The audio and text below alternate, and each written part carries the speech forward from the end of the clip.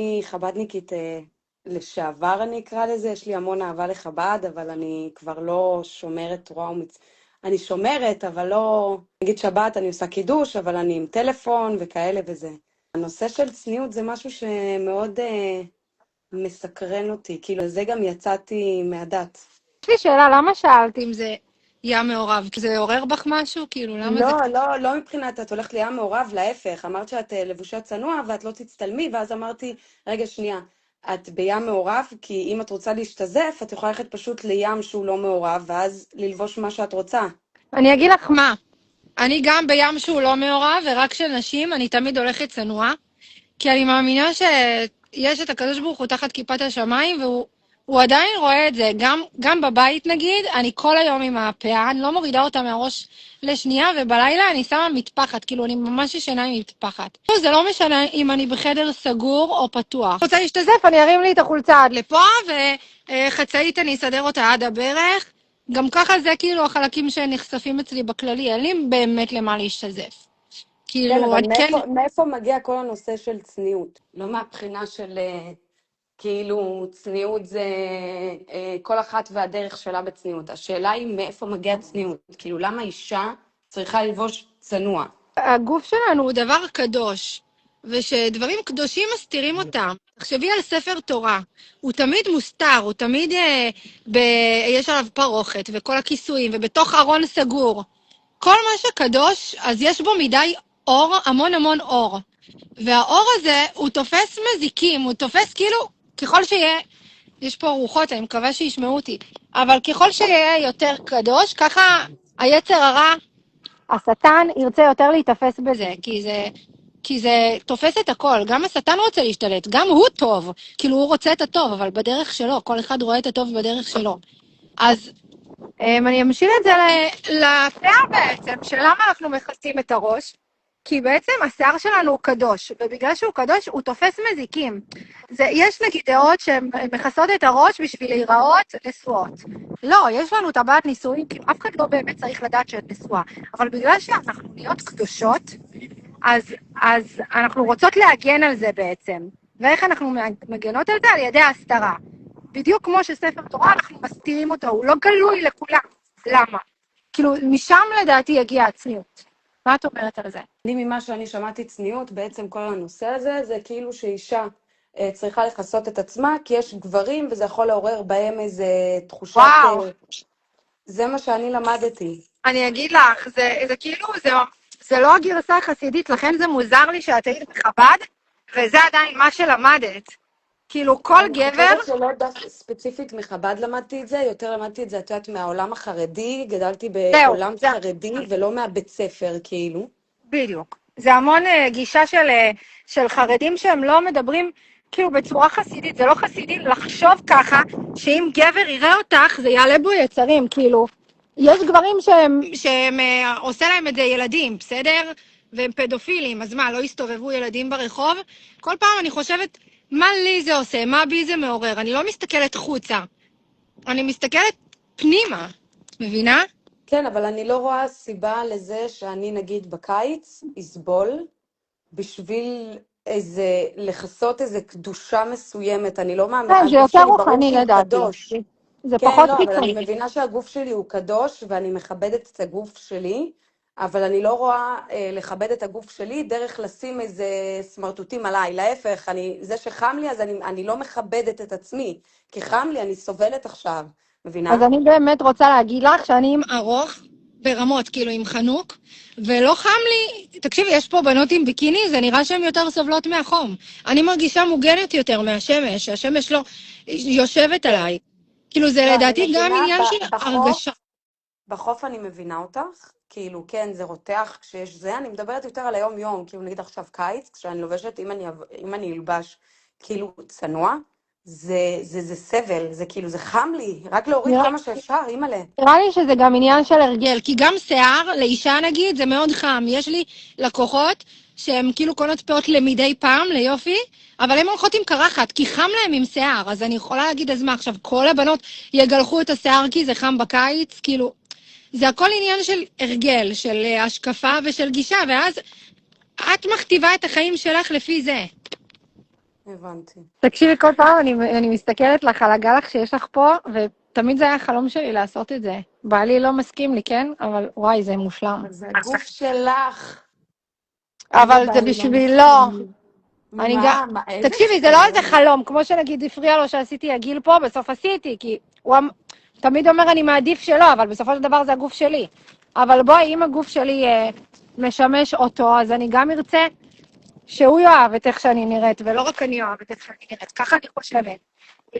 אין פה את יודעת עניין של הכרחה, של כאילו את יודעת אל שאני תעשי. ובעלי הגענו ממשפחות חרדיות, וקלטתי שהרבה דברים במערכת יחסים שלנו זה הסכמה. אתה מסכים, אני מסכימה, אני זה, ובסופו של יום, כאילו, נגיד דיברתי עם חברה שהיא באה מעולם חילוני לגמרי, והיא אומרת, מה זאת אומרת מסכימה? מה זאת אומרת מסכים? כאילו, כל אחד שיעשה מה שהוא רוצה, כאילו, עם כבוד כמובן, אבל כאילו, אז בדיוק מה שאני אומרת, זה לא עניין של מסכים, זה עניין שאיך אתה אוהב לראות אותי, זה גם לא עניין של דת, כמו עניין של כאילו אני אכבד את הבן זוג שלי. אם עכשיו הוא לא אוהב אם אני אעשה קרחת, בסופו של דבר מי יראה את זה? אני עם עצמי, אני מכסה את הראש בסופו של דבר, כן? כמו פאה נגיד, אם הוא יוצא, עשיתי אותה חומה, הוא אומר לי וואי פז, אהבתי את הבלונדינית, אני אעשה אותה בלונדינית, לא בגלל שהוא רוצה אותי חומה או בלונדינית, הוא אמר לי שהוא יותר אהב את זה. וואלה, הוא מסתכל עליי יותר ממה שאני מסתכלת במראה, ואם זה לא קריטי לי, אז אני אכבד אותו, אני אשתף אותך שאת הגיל שעשיתי פה, הוא לא אהב את זה בהתחלה, כי המשפחה שלו יותר סגורה, ואין אצלו את הדברים האלה. גם אצלי אין, אבל אני יותר ברשתות ונחשפת לדברים. הוא אמר לי, וואי, פז, זה יבאס אותי אם תעשי. אמרתי לו, חיים שלי, אני עושה. בסדר, אני אקבל החלטה שלך. זה לא שעכשיו אחד מחליט על השני, את מבינה? זה כן. פשוט בא מכבוד. אתה תיתן את הדעה שלך, ואני אחליט אם אני אקח את זה לאן שאני רוצה, או שאני אקשיב לך, כי בא לי כרגע להקשיב לך, כאילו. זהו, בדיוק, כי נגיד אמא שלי תמיד הייתה אומרת שזוגיות, גם אם אתה נשוי, גם אם אתה בזוגיות של חבר וחברה, נערף, או חברה וחברה, או חבר וחבר, מאלה הפוליטיים סתם. אבל אז כאילו, היא תמיד אמרה לי שלא משנה מה, תמיד בן אדם יכול להגיד מה מפריע לו ומה הוא היה שמח, אבל הוא לא יכול להגיד בדיוק. כאילו לא, וגם בלי שזה נכנס לראש, זאת אומרת, את שומעת, זה מפריע לי, אני פחות, לא יודעת, יאהב אותך ככה, או אני, בלי לא, לא, אין מניפולציות. התניה, בלי התניה. כן, הנה, בדיוק. אחותי שהיא גם יועצת מיניות וזוגיות וכל זה, היא כתבה, אם כיף לו לראות אותי בצורה מסוימת, בסופו של דבר אני ארוויח מזה, וזה נכון, אם בעלי עכשיו יותר אוהב אותי סתם, אני נותנת דוגמה, כי זה ספציפית שאני עם פאה בלונדינית ולא עם פאה שחורה, בסופו של דבר אני מרוויחה מזה, הוא יותר מרים לי, לא יודעת, יותר נמשך אליי, אז מה אכפת לי? גם אני אוהבת את עצמי ככה. זה לא כן. קריטי, זה לא משהו שאני אפעיל עליו איזה וטו, אני אגיד לו כאילו, שמה על הדעה שלך, כאילו אין כזה דבר, זה הכל עניין של שיתוף, ואז גם בגלל זה יותר נוח לך להקשיב לו בדברים מסוימים, כי את אומרת, וואי, הוא לא מכריח אותך, אבל רגע, אם זה מפריע לו, אז אולי כן אני אקשיב לו, כי לי לא כזה קריטי. ככה אני הבנתי. חושבת. אגב, אני לא רואה את ההודעות, וזה ממש מעצבן אותי, כי אני לא יודעת מה אסתר יא, ענתה לי, את פה אז אני אני אגיד זוכרת לכם, אותי, כתבו אז אם לך. ראית תגידי לי.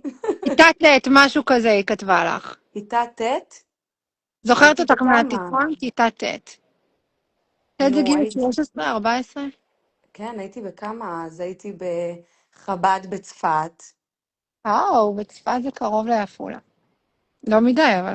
הייתי בעוד מקום כזה, תגידי לי אם זה היית בנוף מהמקום, הגליל? אבא שלי גר בנוף הגליל. זהו, יש שם גרוסמן. כן, זה אבא שלי. לא היה לך אחות בבית ספר שלנו? באיזה בית ספר? בנוף עפולה? הגליל. בנוף הגליל, אחותי מושקי הגדולה. נכון, גרוסמן. וואי, אתם קאפי, אחותי! לא, אל תגידי את זה. אתם דומות. טוב. לא, אבל כן, אבל זה בסדר, בת בטוח. כמה את עכשיו? אני בת 25. זהו, אני הכרתי אותה שהיא הייתה ילדה בתיכון, איזה טעים! כן. אז את מכירה בטח את חנה, איך קראו לה? היא אמרה חנה? לך כן צפת בית חנה, אסתר הזאת. מי זאת? היא הייתה איתי בכיתה, אסתר? אני לא זוכרת היא כלום, תענה. הכחשתי את כל חיי, סתם. אוי. טוב, מה רציתי להגיד? לגבי ים כל נושא, נגיד הנידה. להגיד לי ללכת לטבול במקווה כדי להיות טהורה לבעלי, זה כאילו, אני אף פעם לא טמאה. נכון, אבל כאילו זה במילים יותר של פעם, היום מדברים על משהו אחר, ראית, יש לאחותי עמוד כזה של שאלות בדיוק כאלה. אז עדי, אם בא לך להגיד, רגע, אולי נצרף אותה. וואי וואי, אי אני אפשר. בים ועכשיו אני עושה לייב, לא הייתי נראה לי עושה שאפשר. לבד. כן, נראה לי אפשר רק שכן. שם. עדי, שלחתי לך זה, אם היא תוכל. אוקיי. בקיצור, מה שאני אומרת, כל הדברים האלה, גם לי היה מאוד מאוד קשה עם זה בהתחלה, אני אגיד לך את האמת, כאילו, אחרי שהתחתנתי, כאילו, בהתחלה היינו מאוד סגורים, אז שמרנו על זה, ואז נולד כבר הילד השלישי, תקופה שלו, שאמרתי, נידה, זה היה מאוד קשה לי, בגלל כל מה שאת אמרת, ועכשיו, אחרי שכאילו אני מסתכלת בזה, אני דווקא מאוד מאוד כן אוהבת את זה, כי אני מרגישה שזה עושה טוב. מצד שני, אני מחברת חפיסות גלולות בשביל לא לקבל מחזור, בשביל לא להיות מורחקת מבעלי, כי זה נורא נורא קשה לי. אני לא יכולה לישון בלי שהוא ייגע בי, וגם הוא לא יכול, אנחנו שנים רק מחובקים בלילה.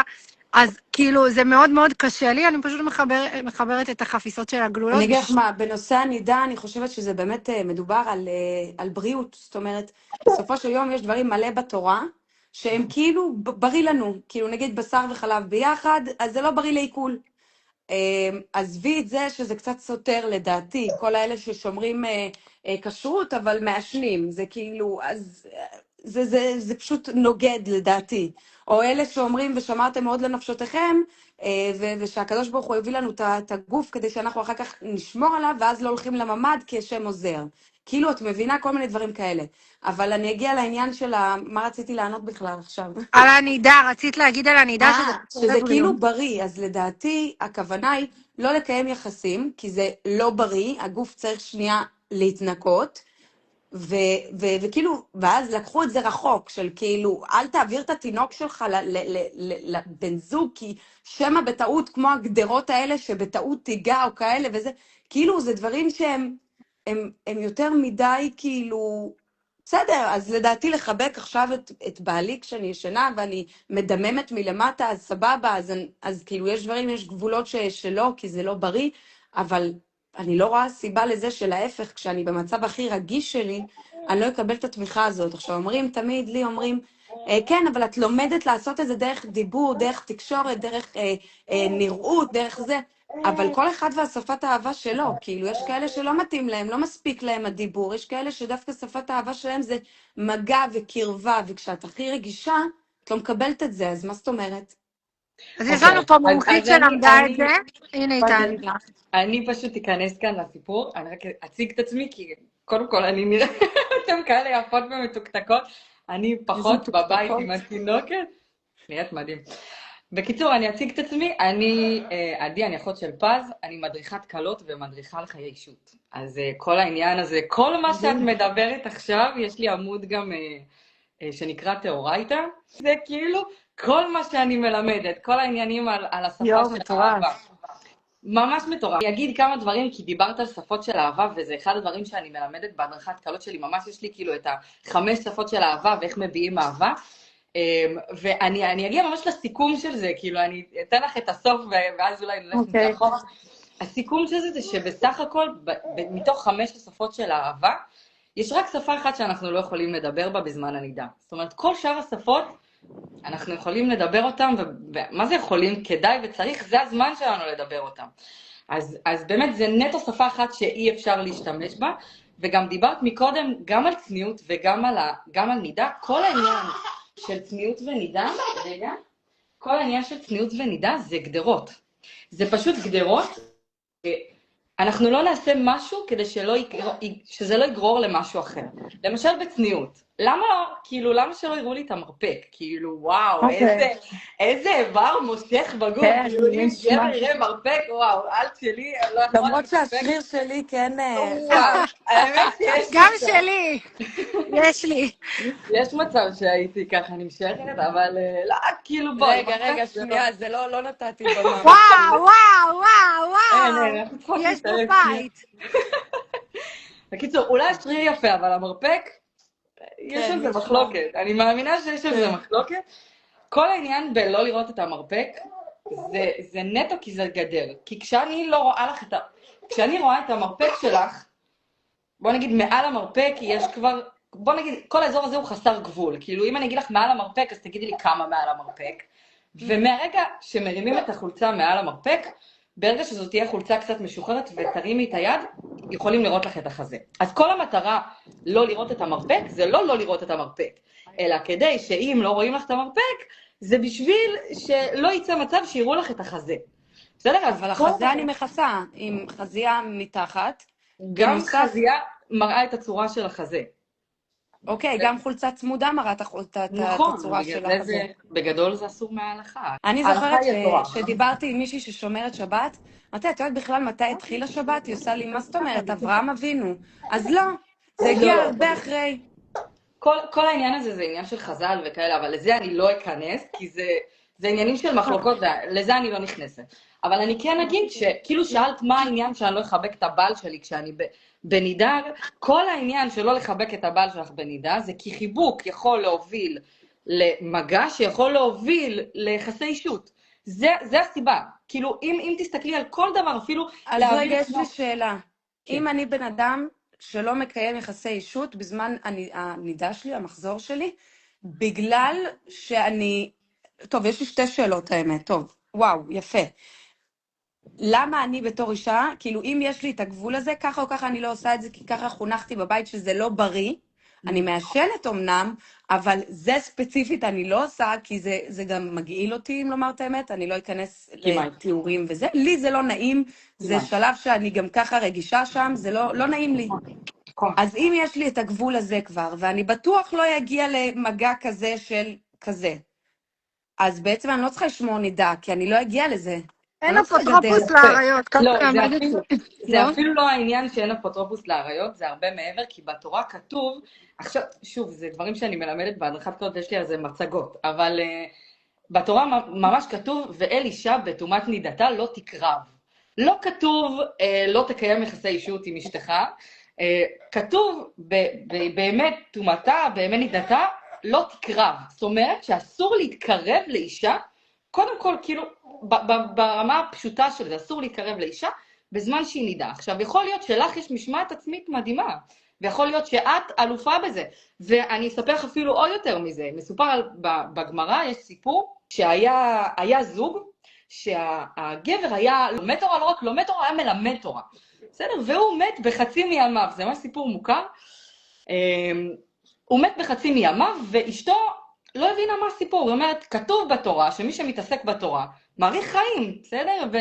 כי חייך באורך ימייך.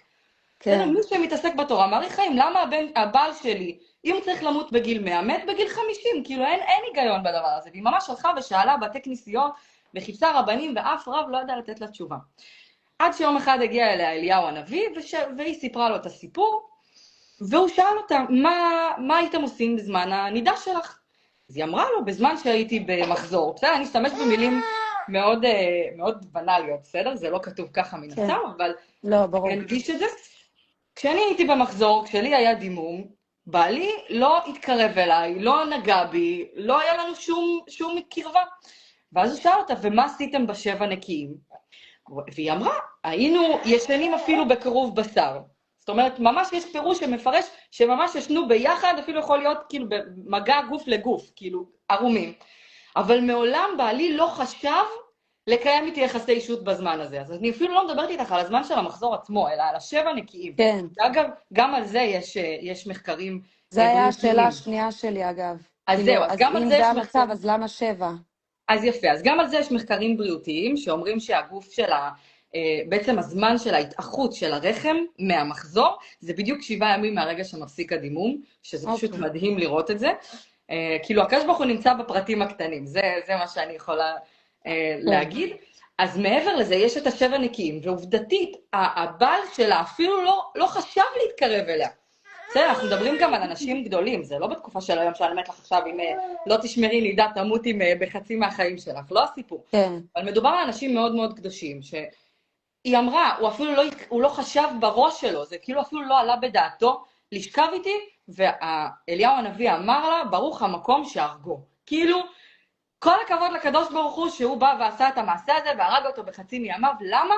כי אתם לא שמרתם נידה בזמן של השבע נקיים, וכתוב בתורה, ואל אישה לא תקרב, לא עניין של, רק עניין של עכשיו יחסי אישות, אלא ממש לא תתקרב ולא תיגע. אז זה משהו שהוא, דרך אגב, זה דאורייתא, זה אפילו לא כאילו חז"ל וכאלה, כמו שאת אומרת, הלכה וזה, אם ניכנס לזה קצת. כן. אז זה אפילו דאורייתא, זה ממש כתוב בפסוק, זה מה שכתוב בתורה, ולכן אנחנו עושים את כל הדברים כדי לא להתקרב, כדי שהקירוב לא יביא למצב של יחסי אישות. ועוד כאילו, אני ראיתי אותך גם איזה, תשאלו אותי, ואני אשים אני תמיד יש לי שאלות על זה, כי יפה. גם אני חולקת על זה. מהמם. כאילו, אני לא גם- חולקת, אני עושה כי לא, צריך. גם לך וכאילו- יש שאלות. תקשיבי, לשאול שאלות זה בריא. גם זה הדרך שאני לפעמים בוחרת לא בה לקבל את בסופו של התשובה דבר. ועדיין לעשות את זה, זה גם בסדר. אני הפכתי להיות מדריכת קלות כי היו לי מלא שאלות. כאילו, היה לי מלא זהו. שאלות ולא היה לי תשובות, ואז רציתי לחפש את התשובות, כי אני בן אדם שעושה דברים רק כי אני לומדת אותם, אין לי סבלנות. אם יש משהו שאני לא יודעת, אני לא עושה. כאילו, זה לא... אגב, בגלל זה אני היום לא בדעת. אני גדלתי בבית חב"ד, שנורא נתן לי את החופש הביטוי שלי ולחשוב על מה אני מרגישה לנכון. כן. וזהו, וזה נתן לי לחשוב ולהבין שזה לא החיים שלי. כאילו, אני לא... זה לא בא מאיזה אוף קשה לי, זה בא כי אני באמת לא מאמינה בזה. יפה, אז אני חושבת שזה הסיפור שאנחנו נפתח איתו בלייב שלנו. יאללה. כאילו בקצרה, ואז אני אספר את הסיפור שלי, ותכיני שאלות פס, תכיני גם את, ונעשה לייב. יאללה, איזה כיף, יאללה. חמודות שלי. איזה רגע, אבל כיף זה היה חייב להיות לי. רק דברים של נשים? לא, אצלי זה רק נשים, כאילו. לא, אבל בלייב לא, אנחנו השאלה נעשה גם כאילו זה גברים. נושאים רק על צניעות כאילו, או שהכל לא. מהכל אפשר? הכל תשאלי מהכל. הכל מהכל. יאללה. אש. יאללה, אוהבת אתכן, איזה ביי, כיף היה תהני. לי. אני בים וכאילו, פעם ראשונה בלייב, תראו את האלה פה. חמודות משתזפות לי. את רואה, את מבינה? אותי זה לא מעניין, אני מסתכלת רק על עצמי, אני לא מסתכלת חיצוני, שיהנו להם, הלוואי שישתזפו ויהיה להם כיף. נו, נגיד אני מרגישה שאני הרבה יותר יפה כשאני שזופה. אם הייתי חרדית דוסית, וואלה באסה. אני מסתכלת הרבה במראה. יש לי חברות שעושות מכונות שיזוף, לא צריך להתפשט בים בשביל זה. האמת שזה גם נראה לי חלק מהדברים האלה גם יותר בריאים, אבל בסדר. יאללה, אנחנו יאללה, נהיה אנחנו נעלה בקשר. ללייב ביי בעזרת חמודות, אני יאללה. אנסה לראות איך אני ביי. מקליטה דווקא את הלייב הזה, כי היה מושלם. את יכולה לשמור את זה. בסוף כן, זה אני יראה לך אנסה. לשמור. טוב חמודות, יאללה, ביי. יאללה. ביי.